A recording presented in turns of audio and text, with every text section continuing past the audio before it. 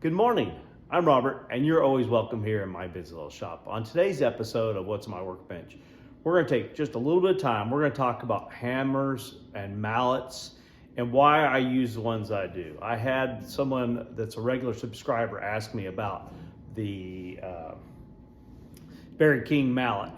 Why is it round this way instead of like a typical hammer the other way? And I want to tell you why I use it and why it's comfortable for me to use.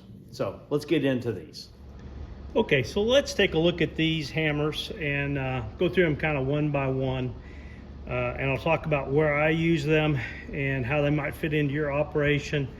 And I guess if I had to try to pick one to do everything, that'd be hard to do because they're really for so many different uses.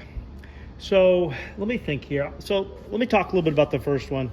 So these two are Barry King, and you don't have to buy a Barry King brand. There's several companies out there that make them, but it's a Barry King round-headed mallet.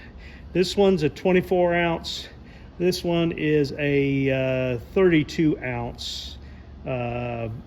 So the weight is very forward on here, and so that works really well for tooling and for driving mallets. And the nylon head is really quiet compared to some of the harder plastic headed mallets that are out there. And I've mentioned the Tandy one, and I'm not trying to tell you shouldn't have a Tandy one. If you've got one that works for you, then that's great. But I had it and it didn't have enough heft to it, and it was loud when you hit tools with it. And so I immediately had an opportunity to get this one here. I've had this one now for, I guess, 3 years, and it does a really good job for me. The nylon head's quiet. It reduces the bounce off of it. And then I'm going to talk a little bit about why I use it over here in just a moment. So the next hammer that I use here a lot is this hammer here, and it's actually a shoe hammer. I bought it from it's Ranch to Market, I think is the name of it, but Jeremiah Watt is the other the company name. And I bought it because I had been using this ballpeen hammer, which did a good job, but it had a I know it doesn't look like it from here, but it has a sharper point. In other words, it's over a narrow area than this one here. And I was typically using the hammer to seat two pieces of leather together after I contact adhesive them, or I was using it to tap down the stitches. And this wider head on here kept from having any dimpling on the leather that I occasionally got from this hammer here. So I use this in those areas. The ballpeen hammer was something that had been around for a long time. This is an extremely old ballpeen hammer. And I typically now, if it's close, I may use it to set threads down, but I typically use it when I'm finishing off the rivets. And I don't strike any of my metal tools with a metal hammer. I either use the nylon or the rawhide hammer. So I'll switch over to that real quick. So I've got a Garland 1 pound rawhide faced hammer here, and it's used in a lot of industries. It's a hammer that you can hit metal with without doing serious damage to the metal. A little bit like using a brass headed one, but this one's even easier yet on it. So I typically use this if I'm disassembling a piece of equipment or a tool that I need to give a kind of a sharp wrap, but I don't want to damage the metal by using a ballpeen hammer. I've used this one also on some of my smaller tools here. If you've got one of these, it works fine for striking your strap-in punches and such. It worked fine for that. 1 pound is probably a little bit light. I like the 1.5 pounds better. I had the opportunity to pick up this Garland rawhide hammer here, and this one's a 4 pound, and it didn't have the rawhide in. I went online, found the rawhide, and replaced it. And I don't use it very often, but I don't give up an opportunity to have an older tool. This tool is really quite old, and I use it mainly if I'm hitting a a punch that's as big as this.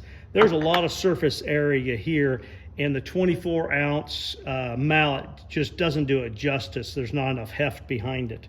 So the Rawhide mallet works really good for that. There's just a few places I use this. This one here probably gets used the least of all. And I've got this tool out here to talk a little bit more about not necessarily using this tool. I guess you could use this tool for some things, but I want to turn the camera around. I'm going to talk a little bit about why I use this shaped mallet instead of one that is shaped like this. So Barry King does make a double-headed mallet that's all nylon. So if you like that, then he's got that tool as well. So I'm gonna see if I can explain this really well for you. But when I started Leatherwork, the main tool I used was a stitching chisel, and I still use this a lot. And when I'm using a stitching chisel, as opposed to say using a hammer on a nail, I am focused, the majority of the time, I'm focused here. I'm focused where I've got that to make sure that I'm still on my line, and I'm not looking up here at the top. If I was driving nails, I would hold the nail and I'm looking at the head of the nail, I'm not looking anywhere else, because as a lot of people know, if you end up looking at your thumb with a hammer and a nail, you're gonna hit your thumb instead. So when I'm using this on here, I'm able to focus down here and not up here, and I've got a large area here that when I strike, I'm able to make a good contact, and I can be in the center here, or I can be off one side quite a ways, and this nylon head here actually deforms and gets a pretty good grip on the tool, whereas if it was a hard plastic, then it might want to slide off. And so I've gotten to where I don't really look anywhere except for the business end of the chisel down here at the leather when I'm working it. So if you think about it that way, I've got a lot of area here. I'm not sure how big that is. It's probably close to 3 inches. It's a little over 2.5 inches. So I have 2.5 inches this way, and then I've got some leeway this way as well. So I've got a lot of area there to make that impact. If I'm using a hammer such as this, then now my area is much smaller, and I might be able to kind of ignore what's going on up there and focus down here at the bottom, but it doesn't give me as much room for an error. And even this plastic is a lot quieter than those hard plastic mallets. Like I said, I had one from Tandy, and I gave it to an aspiring leather worker. So that's the main reason why. I just wanted to explain it. There's another way that this tool is used, and that is in tooling leather. And when you're tooling leather, you're kind of set in a different stance, and it's a repetitive action. So if I'm using, and it's not tooling very well because it's not wet, but if I'm tooling this leather, a lot of times the person doing the tooling, let me turn the camera a little bit here, they're gonna have an elbow planted on the table to give them some stability, and then they're striking. Now, I don't know if you can see that or not, but I've got my wrist at a weird angle to make this flat surface come in contact with the tool on the repetitive action. And if you've probably seen the mallets that are made for tooling, and they're tapered. Instead of being a perfect cylinder like this, they're tapered in. And the reason why is so that when you're doing this and you have an elbow planted and you're doing that repetitive action, instead of having your elbow, like your wrist, bent like this to make that contact, you're able to have your wrist straight because the tool is sloped. So that is one reason why you might want a sloped tool or tapered mallet instead of a straight-faced mallet if you're planning on doing a bunch of tooling. Well, I hope that clarified things a little bit. Like I said, I had someone ask me why this was round this way instead of like this on a hammer, and that's the reason why, and that's what I like about it. To me, it seems like this curved surface here, even because it's got a bigger area here that I'm able to make good contact with, and this way as well. So I'm able to focus less on the top of the tool and more on what my tool is doing on the leather. I appreciate the question asking about the hammers and mallets and why I use what I do.